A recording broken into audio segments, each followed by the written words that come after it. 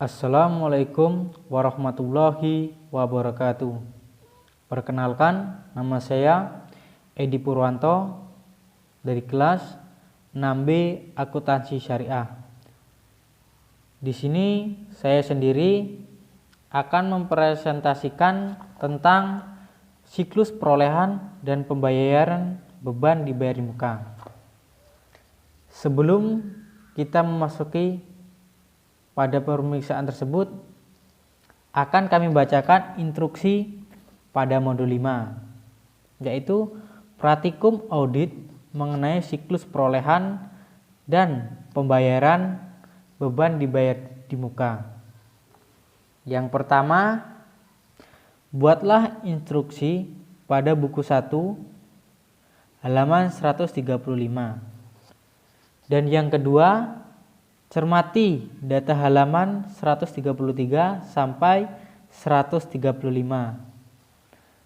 Dan yang ketiga, buatlah kertas kerja pemeriksaan untuk penyajian data-data dan kewajaran saldo sebelum membuat kertas kerja berikut.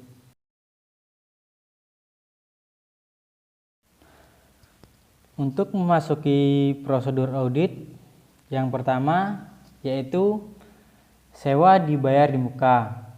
Sewa dibayar di muka terbagi menjadi 6 bagian. Yang pertama, minta daftar sewa dibayar di muka dan dicocokkan dengan saldo menurut buku besar, yaitu G. Dan yang kedua, periksa surat kontrak sewa untuk perjanjian baru, sedangkan untuk perjanjian lama lihat ke kertas kerja tahun sebelumnya, yaitu checklist. Dan yang ketiga, periksa kebenaran perhitungan sewa dibayar di muka untuk tahun-tahun berjalan dengan memperhatikan periode berlakunya masa sewa tersebut. Lakukan rekonsiliasi dengan biaya sewa di pos laba rugi, yaitu G. Dan yang memasuki keempat, periksa bukti pembayaran atas penambahan sewa dibayar di muka dan pastikan bahwa penambahan tersebut disetujui oleh pejabat yang berwenang. Di situ tidak kami lakukan. Dan yang kelima, pisahkan antara biaya kontrak jangka pendek dengan jangka panjang, dan di situ saya tidak kami periksa.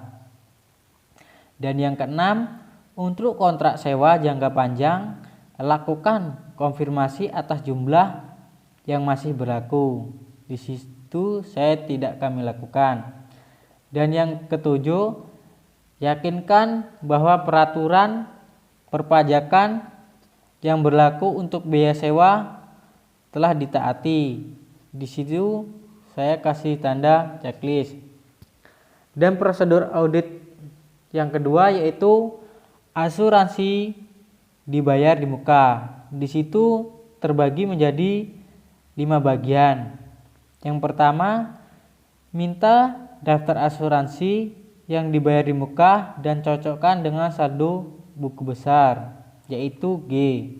Yang kedua, periksa polis asuransi dan bukti pembayaran premi asuransi bila polisi tersebut disimpan oleh bank.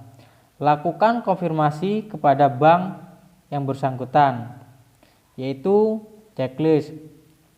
Yang ketiga, periksa kebenaran perhitungan premi asuransi yang dibayar di muka dan biaya asuransi untuk tahun berjalan dengan memperhatikan periode berlakunya polis asuransi tersebut, yaitu G.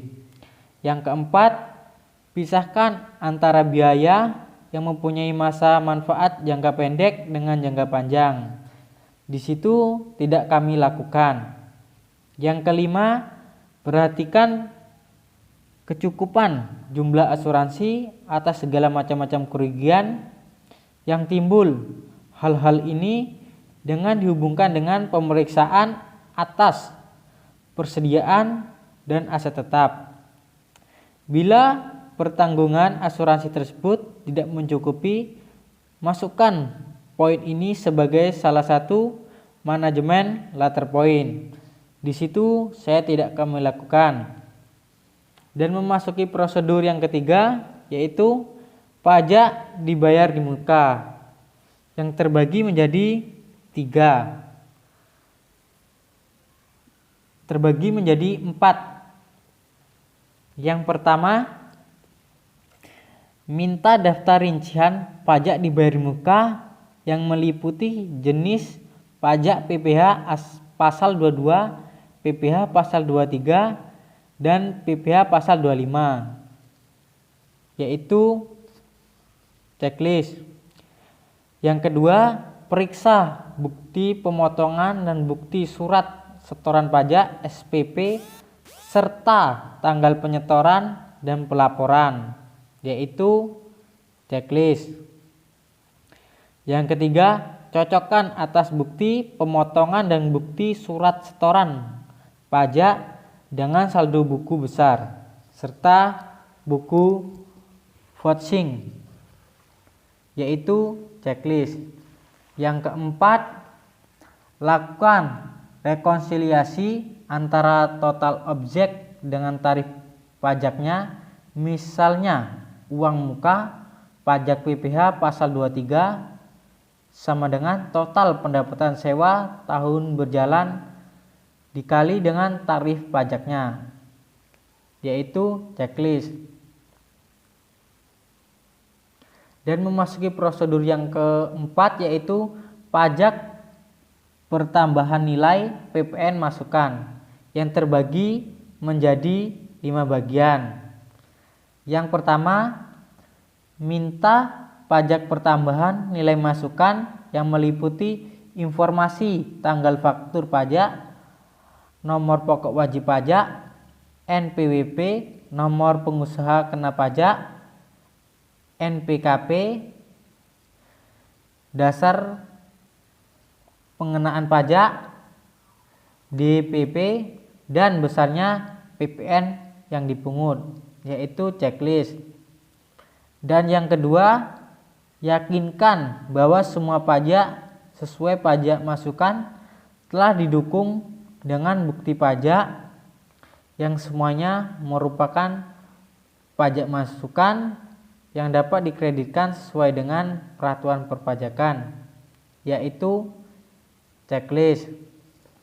Dan yang ketiga, perhatikan atau pastikan bahwa pajak masukan tersebut telah dilaporkan atau dikreditkan secara teratur dalam SPT masa dan dikonfirmasikan dengan pajak keluaran, yaitu G3 atau G2.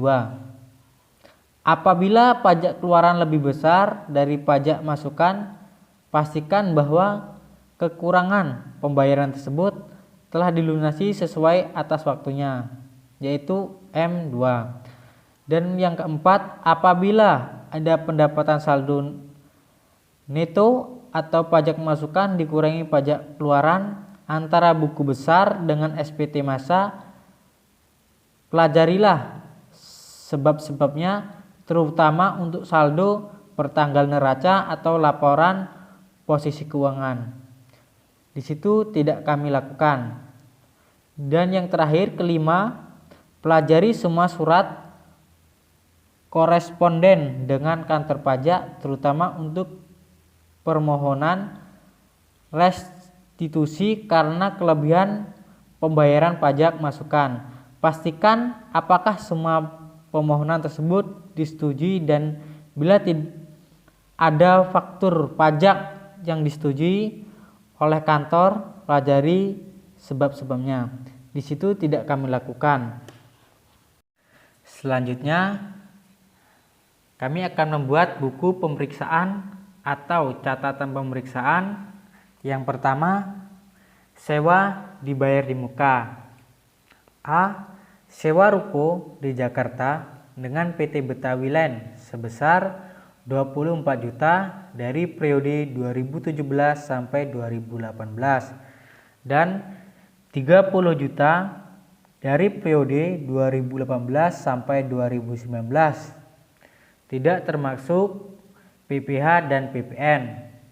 Dan yang B, sewa ruko di Mangga Duo dengan Bapak Haryo sebesar 20 juta dari periode 2018 sampai 2019, tidak termasuk pajak.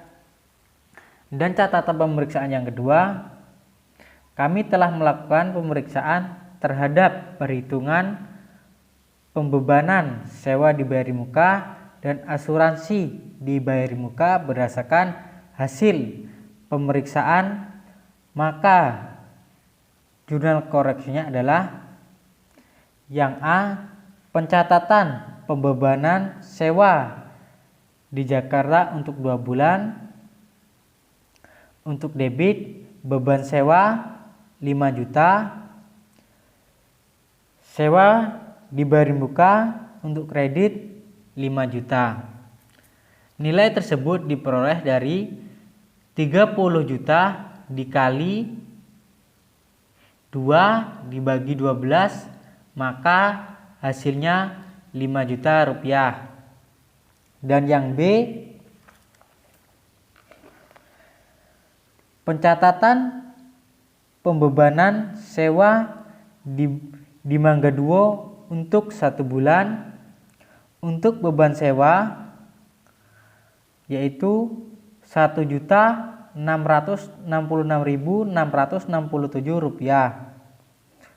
Untuk sewa dibayar di muka atau kredit yaitu 1.666.667 rupiah. Untuk jurnal, nilai tersebut diperoleh dari 20 juta dikali 1/12, maka ketemunya 1.666.667 rupiah. Selanjutnya yang C, catatan pemeriksaan. Pencatatan pembebanan asuransi aset ini berdasarkan data pada halaman 134 buku 1, yaitu asuransi dibayar muka untuk beban asuransi bangunan. Dihitung berdasarkan yaitu sebesar 15 juta dikali dengan periode 18 yaitu 9 bulan dibagi dengan 12, maka dapatnya 11.250.000 rupiah. Dan untuk beban asuransi parabot dan peralatan kantor yang dibayarkan yaitu 1.200.000 rupiah dikali dengan 9/12, maka dapatnya 900.000. Dan untuk beban asuransi kendaraan bermotor yang dibayarkan sebesar 3 juta dikali dengan 7/12, maka hasilnya 1.750.000. Dan untuk beban asuransi persediaan yang dibayarkan sebesar 10.800.000 dikali dengan 6/12, maka hasilnya 5.400.000. Di situ untuk jurnal yang dikredit untuk beban asuransi bangunan terdapat 11.250.000. Untuk beban asuransi parabot dan peralatan kantor yaitu 900.000. Untuk beban asuransi kendaraan bermotor yaitu 1.750.000. Untuk beban asuransi persediaan yaitu 5.400.000. Maka asuransi yang dibayar di muka yang terdapat yaitu 19.300.000. Kemudian untuk catatan pemeriksaan yang ketiga, kami telah memeriksa bukti pemotongan dari bukti pihak ketiga SPP dan SPM tahun 2018. Kesimpulan pemeriksaan, menurut pendapat kami, saldo dibayar di muka telah disampaikan secara wajar dengan sesuai standar akuntansi keuangan yang berlaku umum. Kemudian saya akan memposting jurnal umum koreksi tersebut pada buku 2 halaman 100 pada kolom pare. Yang pertama, sewa dibayar di muka. Pada kolom pare kredit terdapat 5 juta rupiah yang terdapat dari jurnal koreksi A. Dan yang kedua, asuransi dibayar di muka. Dalam kolom pare kredit yang terdapat 1.666.667 rupiah yang terdapat dari koreksi B. Dan yang ketiga, pajak dibayar di muka. Pada kolom pare kredit terdapat 19.300.000 rupiah yang terdapat pada koreksi C.